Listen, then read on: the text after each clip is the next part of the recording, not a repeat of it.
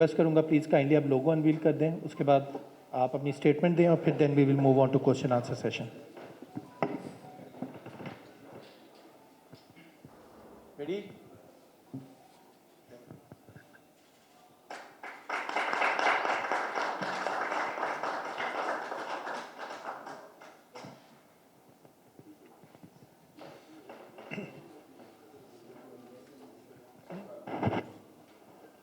Hello ji, thank you very much. Shoaib, मैं आपसे request करूंगा आप अपना थोड़ा सा ब्रीफ करें, then we will move on. बिस्मिल्लाहिर्रहमानिर्रहीम। अस्सलाम वालेकुम आप सब लोगों को। मेरा मकसद था इस रोल को एक्सेप्ट करना, क्योंकि मुझे ये लगता है कि जो हमारी क्रिकेट है उसमें 3-4 जो हैं वो बहुत इम्पॉर्टेंट चीज़ें हैं जिसकी वजह से हमें कंसिस्टेंसी जो है वो नहीं आ रही है। एक फ़िज़िकल फ़िटनेस और दूसरा ये कि गेम अवेयरनेस। जब आप डिफरेंट सिचुएशन में हमारी जो नई प्रोडक्ट आके खेलती है नेशनल टीम में, मुझे लगता है कि वहाँ इम्प्रूवमेंट की ज़रूरत है। और प्रोफेशनलिज़म मुझे उस एरिया में भी ये लगता है कि वो काफ़ी इम्प्रूवमेंट की ज़रूरत है, क्योंकि ये 3-4 चीज़ें इतनी इम्पॉर्टेंट हैं यहाँ पे कि जब अगर हमारी प्रोडक्ट जब नेशनल टीम में आके खेलती है तो जब उनके पास ये सारी चीज़ों का एक्सपीरियंस होगा तो वो कंसिस्टेंट रिज़ल्ट्स आ सकते हैं हमारी जो ऊपर की क्रिकेट है। इसलिए मेरा ये जो था इसको एक्सेप्ट करने का जो था इस चीज़ का रोल। और दूसरा, I am very excited and looking forward to do and return something back to the country. Shoaib, just एक पूछूंगा, स्टैलियंस एक आपकी लेगेसी है सारा, उस पर क्या है, कितना खुशी है इस वापस इस स्टैलियंस टीम्स के साथ ज्वाइन होने की? और सारा देखिए, मेरी जो स्टैलियंस है उससे बहुत पुरानी एसोसिएशन है, और जो स्टैलियंस है उसकी सक्सेस भी काफ़ी जो है वो रही। In fact we are still hold the world record जब डोमेस्टिक टीम की बात आती है दुनिया में कहीं पे भी। तो एक ये भी एक ऐसी चीज़ थी कि जब मेरे पास ये चीज़ आई तो मैंने कहा कि ये नाम ऐसा है तो इसके साथ मेरी एसोसिएशन होना बहुत ज़रूरी है। तो I am very excited to be part of this tournaments, जिसको चैम्पियंस टूर्नामेंट्स है। और ये है कि I am looking forward to do something not while playing also. जी शुएब। शुएब, जिस तरह भी आपने कहा कि जी मुल्क को रिटर्न करना है, मुल्क को रिटर्न जो है वो इसी सतह पे किया जा सकता है जहाँ 25-26 साल का एक खिलाड़ी हो, उसकी आप मेंटोरशिप करें रोज़ाना के 1,66,000 रुपये लेकर।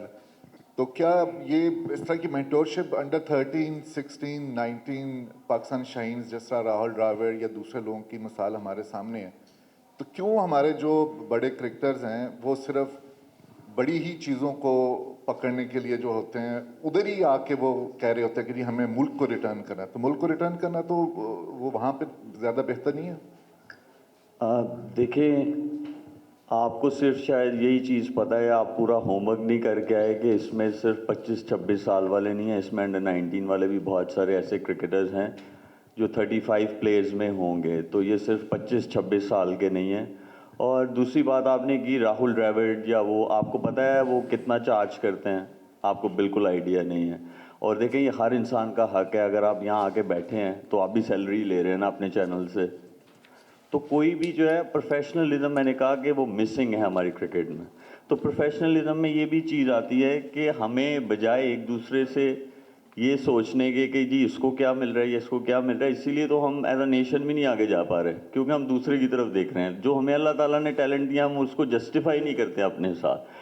तो रादर थिंकिंग अबाउट दैट, एक अच्छी चीज़ होने जा रही है। We all should be supporting each other. थोड़ा सा टफ टाइम ज़रूर होता है। और रही बात, आपने एक और वो बोला कि ऊपर वाली सतह पे, ये ऊपर वाली सतह नहीं है, इसमें सारे नीचे के जो क्रिकेटर्स हैं वो हैं। शुएब,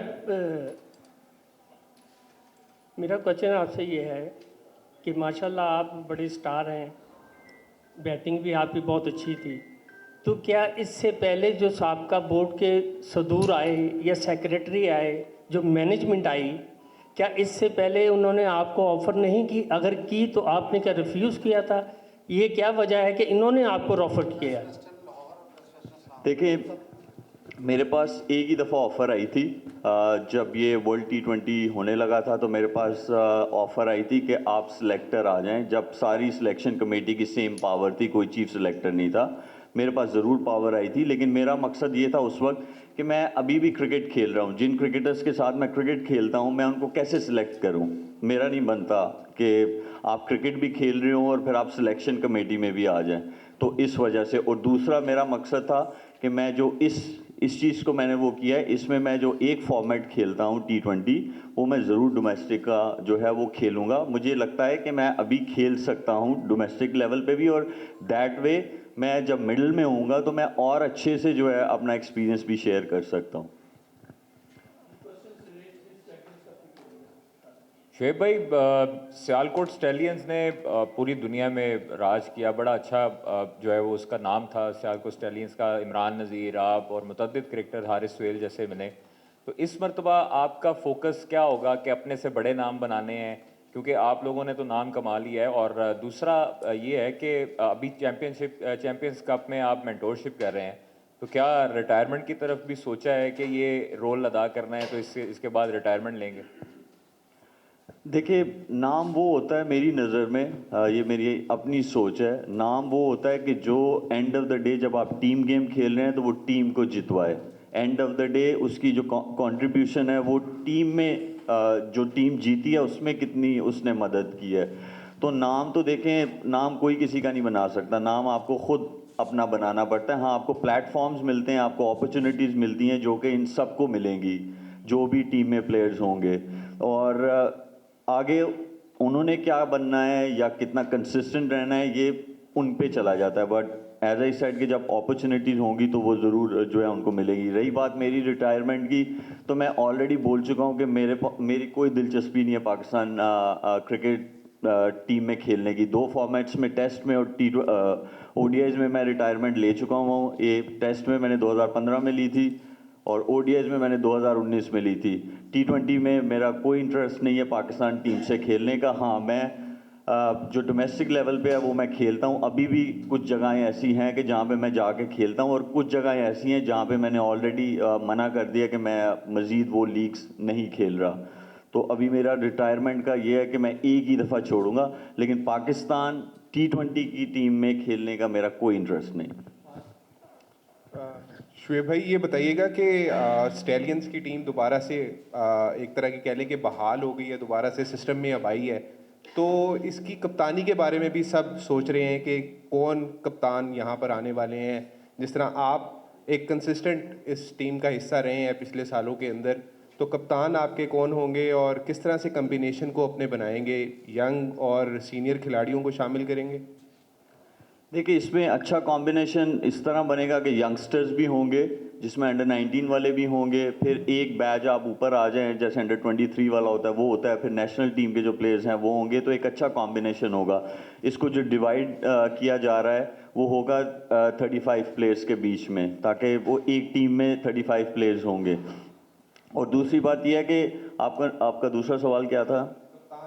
जी, कप्तान के बारे में बिल्कुल हम लोगों की डिस्कशंस हुई हैं, और उसमें उन्हीं लोगों को बनाया जाएगा कैप्टन कि जिनको ग्रूम किया जाए। मेरे नज़दीक, मैं अपनी टीम की आपको ज़रूर ये बता सकता हूँ, उस बंदे को कैप्टन बनाऊंगा मैं कि जिसको मैं ग्रूम कर सकूँ और जो आगे जिसमें ऑलरेडी एबिलिटीज़ हों। क्योंकि मेरे नज़दीक जो है, जो लीडरशिप स्किल्स हैं वो डिफरेंट हैं और पर्सनल परफॉर्मेंसेस डिफरेंट है। तो मैं उस इंसान को कोशिश करूंगा कप्तान बनाऊं कि जिसमें लीडरशिप स्किल्स हैं और वो आगे जो है पाकिस्तान को लॉन्ग रन के लिए सक्सेस दिला सके। शुएब भाई, आपने जिस तरह कहा कि यंगस्टर्स को आप जो खिलाएंगे उनको कप्तान भी बनाएंगे, कुछ ऐसे प्लेयर्स, और बहुत सारे ऐसे प्लेयर्स हैं लाइक जैसे उमर अकमल है, अहमद शहजाद हैं, तो वो भी अभी जो डोमेस्टिक क्रिकेट खेल रहे हैं। तो आपकी क्या प्रेफरेंस है कि अब जो बड़ी एज के प्लेयर हैं लाइक उमर अकमल, अहमद शहजाद, उनको भी अपनी टीम में सेलेक्ट करेंगे या यंगस्टर, टोटल यंगस्टर पे जाएंगे? देखिए, उसमें सारे जो मेंटोर्स हैं, जो लिस्ट आई हुई है उनमें उनका नाम ज़रूर है। हाँ, मेरे पास जो लास्ट इन्फॉर्मेशन है वो ये है कि उमर अकमल ने कहा है कि मैं इस टूर्नामेंट के लिए जो हूँ मैं अवेलेबल नहीं हूँ। ये जो 1 डे टूर्नामेंट होने जा रहा है फैसलाबाद में, उसमें उसने अपनी अवेलेबिलिटी नहीं दी है। अहमद शहजाद ज़रूर हैं, जब सिलेक्शन पे चीज़ें होंगी तो वो अब मेंटोर्स पे और जो हमारा सपोर्टिंग स्टाफ है उन पे डिपेंड करता है कि वो उस कॉम्बिनेशन में फिट होते हैं कि नहीं। लेकिन उनके नाम, अहमद शहजाद का ज़रूर नाम है, लेकिन उमर अकमल ने कहा है कि मैं इस टूर्नामेंट में अवेलेबल नहीं हूँ। अच्छा शुएब भाई, ये बताइएगा कि आप पाकिस्तान के बहुत बड़े स्टार हैं, तो आपको लगता नहीं है कि मेंटोर की बजाय कोचिंग के अंदर आपकी खिदमत ली जाती तो वो ज़्यादा बेहतर था? देखिए, आप जितनी भी क्रिकेट खेले हों फिर भी आपको मेरे ख्याल में ये जो कोचिंग वाले जो क्या कहते हैं उसे, लेवल 1, लेवल 2, लेवल 3 या जितने भी लेवल्स हैं, जितने आप कर सकते हैं या जितने हैं, वो भी आपके पास होने चाहिए। फिर आपको कोचिंग की तरफ आना चाहिए। ज़रूरी नहीं कि आपने बहुत सारी क्रिकेट खेली हो तो तभी आप जो है हर चीज़ कर सकते हैं। तो मेरा ये मानना है, और ना मैंने लेवल 1 किया हुआ है, ना 2 किया हुआ है, ना मैंने 3 किया हुआ है, तो इसीलिए मुझे ये जो रोल था वो ज़्यादा अच्छा लगता था। और रही बात कोचिंग करने की, तो जब आप मेंटोर होंगे, जाहिर बात है आप अराउंड द टीम्स होंगे, जब भी इवेंट्स चल रहे होंगे या जब भी आप हाई परफॉर्मेंस में जो आपको मिला होगा आप वहाँ पे होंगे, आप ऑन एंड ऑफ वो चीज़ें कर रहे होंगे। और रही बात मेरी पर्सनली, तो मुझे कोचिंग में कोई ख़ास दिलचस्पी नहीं है। शुएब, आइंदा साल यानी 2025 में चैम्पियंस ट्रॉफी पाकिस्तान में मुनक़्क़द होना है, तो ये जो चैम्पियंस कप हो रहा है, वन डे कप है, ज़ाहिर है तो इसमें कितना को मुआवन साबित होगा, कोई नया टैलेंट सामने आएगा, कितना को बेनिफिट होएगा इसका? देखिए, बेनिफिट ज़रूर होगा, लेकिन जो इस टूर्नामेंट का मेन इनकाद करने का जो मकसद है वो ये है कि जो बीच में गैप है हमारी डोमेस्टिक क्रिकेट का और इंटरनेशनल क्रिकेट का, उसको किसी तरह कम किया जाए, ताकि जब हमारा डोमेस्टिक का या जो हमारी नई प्रोडक्ट खेलती है नेशनल टीम में, तो वो ऑलरेडी उसमें बहुत ज़्यादा फ़र्क नहीं नज़र आना चाहिए। अगर हम दुनिया की क्रिकेट की बात करें, जब उनका डोमेस्टिक का कोई प्लेयर आता है तो वो इतना फ़र्क नहीं नज़र आता, और वो पुराने प्लेयर्स में जब नेशनल टीम में खेलता है तो वो भी इतना फ़र्क नहीं नज़र आता। लेकिन हमारे यहाँ पे थोड़ा सा है, तो वो जो एक हला है उसको कम करने के लिए जो चैम्पियन टूर्नामेंट्स हैं इनका जो है इनकाद होने जा रहा है। जी मलिक साहब, पाकिस्तान अभी टेस्ट क्रिकेट में काफ़ी लैग कर रहा है और प्लेयर्स बैकअप हम ढूंढ रहे हैं। आप समझते हैं कि हम वनडे कप खेल रहे हैं, इससे हमें कोई अभी जो टेस्ट सीरीज़ खेलने वाली हैं, हमने खेले 2-3 मुल्कों से, उसमें भी कोई हम हेल्प आउट हो सकती है इस इवेंट से? देखें, ये जो इवेंट्स होने जा रहे हैं ये 1 साल के लिए या एक इवेंट नहीं है। ये अभी जो होने जा रहा है वो 3 साल के लिए हैं, और जब ये नहीं भी खेल रहे होंगे, जब भी फ्री होंगे, तो ये ऐसा नहीं होगा अपने घरों को चले जाएंगे। हाँ, गैप्स इनको ज़रूर मिलेंगे, क्योंकि आपको ऑफ टाइम मिलना चाहिए, किसी भी एथलीट को ऑफ टाइम मिलना चाहिए, लेकिन इनके साथ थ्रू आउट द ईयर काम हो रहा होगा, उनकी फ़िज़िकल फिटनेस पे, उनकी स्किल पे, और उनकी मेंटल हेल्थ जो है वो बहुत ज़रूरी होती है। अगर आप कि मेंटल हेल्थ जो है वो डाउन है, आप जितना मर्जी स्किल पे काम कर ले, कुछ नहीं हो सकता। अगर आप फिजिकली फुली जितने भी फिट हो, अगर आप आपको जो है मेंटल हेल्थ के प्रॉब्लम्स हैं, जिसमें हज़ार किस्म की हमारे यहाँ पे चीज़ें हैं जो लेफ़्ट एंड राइट फैमिलीज़ में चलती हैं, इस तरह की चीज़ें, तो हर चीज़ पे काम होगा ताकि आपकी जब प्रोडक्ट खेले नेशनल टीम में आके तो वो बिल्कुल रेडी हो हर चीज़ के लिए। तो कोई भी इवेंट्स जो हैं वो हमेशा जो है आपको फ़ायदा देंगे, और जो ऐसे इवेंट्स हैं वो आप लोगों के सामने ही होंगे, टीवी पे मैचेस आएंगे, आप लोगों के सामने भी जो टैलेंट है वो नज़र आएगा, और उनको कंसिस्टेंटली जो है वो चांसेस मिलेंगे। शुएब भाई, अभी चैम्पियंस कप शुरू हो रहा है, आपके ख्याल से ये कब शुरू होना चाहिए था? जिस तरह पाकिस्तान की क्रिकेट डिक्लाइन की तरफ जा रही है, तो ये आपके ख्याल से किस दौर में कब शुरू होना चाहिए था? दूसरा सवाल ये है कि आप 42 ईयर्स के हैं और पाकिस्तान टीम में इस वक्त ऐसे प्लेयर्स हैं जो आपकी आधी उम्र के हैं, लेकिन उनकी फ़िटनेस जो है वो आपसे कई दर्जा जो है बदतर है। तो हमने भी शुरू में बात की कि फ़िटनेस के हवाले से मेरा मोटो है कि मैं फ़िटनेस को सही करूँ, तो कोई क्रिकेटर्स के लिए क्या पैगाम है जो इस वक्त पाकिस्तान टीम में है जो फ़िटनेस मसाइल से दुचार हैं? देखें, अब जो भी पिक्चर है हमारे सामने है, अगर हम उसी को ही बहुत ज़्यादा जो है निचोड़ते रहेंगे, उन्हीं को हम लोग जो है बुरा भला बोलते रहेंगे, तो हम आगे कभी भी नहीं जाएंगे। तो जो भी है वो हमारे सामने है, वो चाहे हमारी डोमेस्टिक क्रिकेट हो, चाहे हमारी नेशनल टीम हो, और नेशनल टीम जो है उसमें बहुत अच्छे अच्छे प्लेयर्स हैं। हमें जो इंडिविजुअल परफॉर्मेंसेस हैं वो तो मिलती हैं, लेकिन हमें एक जो यूनाइट हो के परफॉर्मेंस जो है वो नहीं आ रही है, जिसकी वजह से हम वो जो विनिंग लाइन है वो नहीं पार हो पा रही है। तो देखिए ये सारे जो थोड़ी ऐसी चीज़ें नहीं है कि आपको बिल्कुल स्क्रैच से शुरू करने की ज़रूरत है, ऐसा बिल्कुल भी नहीं है। आपकी ऑलरेडी चीज़ें रेडी हैं, सिर्फ उनको ये है कि उनको और निखारना है ताकि कंसिस्टेंटली रिजल्ट्स आएँ। वो जो फ्लक्चुएशन आती है उसमें कंसिस्टेंसी आए।